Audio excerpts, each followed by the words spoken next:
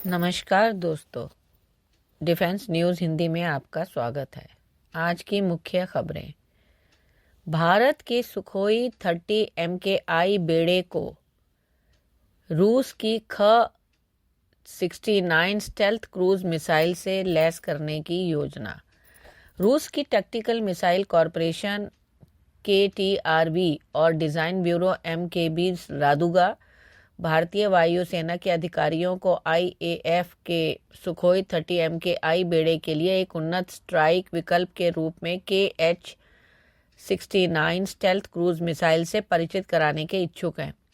इस मिसाइल का छोटा मॉडल, जिसे शुरू में मॉस्को की आर्मी 2022 सैन्य प्रदर्शनी में प्रदर्शित किया गया था, इसकी स्टेल्थ विशेषताओं, सटीक लक्ष्यीकरण और लंबी दूरी की क्षमताओं को उजागर करता है, जो इसे आधुनिक युद्ध के लिए एक दुर्जय उपकरण के रूप में स्थापित करता है। रूस के आधिकारिक हथियार निर्यातक रोसोबोरोएक्सपर्ट का लक्ष्य भारत के Su-30 MKI लड़ाकू विमानों की मारक क्षमताओं को महत्वपूर्ण रूप से बढ़ाने के लिए मिसाइल की क्षमता को रेखांकित करना है। अगला, S-5 श्रेणी के SSBN अगली पीढ़ी के SLBM से लैस होंगे। भारतीय नौसेना की महत्वाकांक्षी S-5 श्रेणी की बैलिस्टिक मिसाइल पनडुब्बियां, जिनमें से प्रत्येक की जलमग्न विस्थापन क्षमता लगभग 13,000 टन होगी, को उन्नत पनडुब्बी प्रेक्षेपित बैलिस्टिक मिसाइलों यानी SLBM से सुसज्जित किया जाएगा, जिनका विकास वर्तमान में चल रहा है। जबकि अरिहंत और अरिघात SSBN पहले से ही B5, K-15 और K-4 SLBM के साथ परिचालन में है। भविष्य की S-4, S-4 स्टार और S-5 पनडुब्बियां SLBM की नई पीढ़ी सहित बढ़ी हुई निवारक क्षमताएं लेकर आएंगी। अगला, ऐसा AAAU रडार की तकनीकी विशेषताओं का खुलासा किया गया। पहली बार निविदा दस्तावेजों ने भारतीय वायुसेना के लाइट कॉम्बैट एयरक्राफ्ट AFMK-2 के लिए डिज़ाइन किए गए active electronically scanned array radar antenna, विशेष रूप से ऐसा AAAU की तकनीकी विशेषताओं पर विस्तृत जानकारी प्रदान की है। यह उन्नत रडार LCA MK2 की क्षमताओं को बढ़ाने के उद्देश्य से एक महत्वपूर्ण तकनीकी उन्नयन का प्रतिनिधित्व करता है।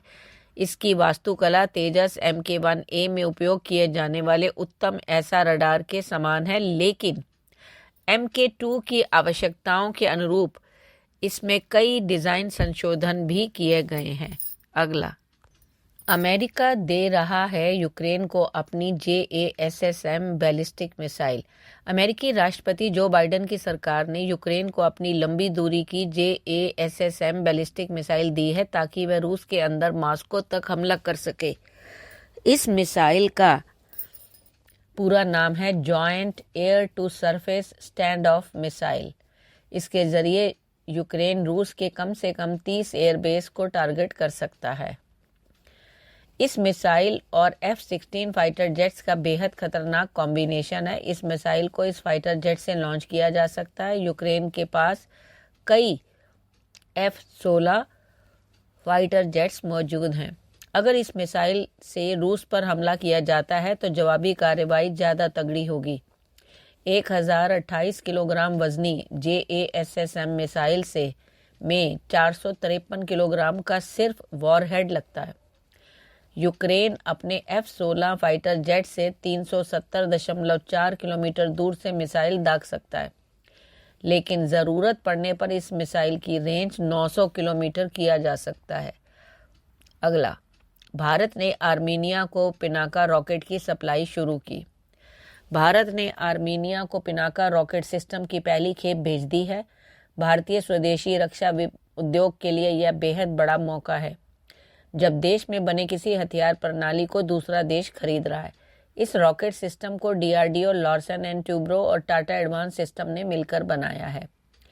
पिनाका मल्टीपल लॉन्च रॉकेट प्रणाली का सटीक हमला करने वाला संस्करण पूरी तरह से स्वदेशी हथियार प्रणाली है।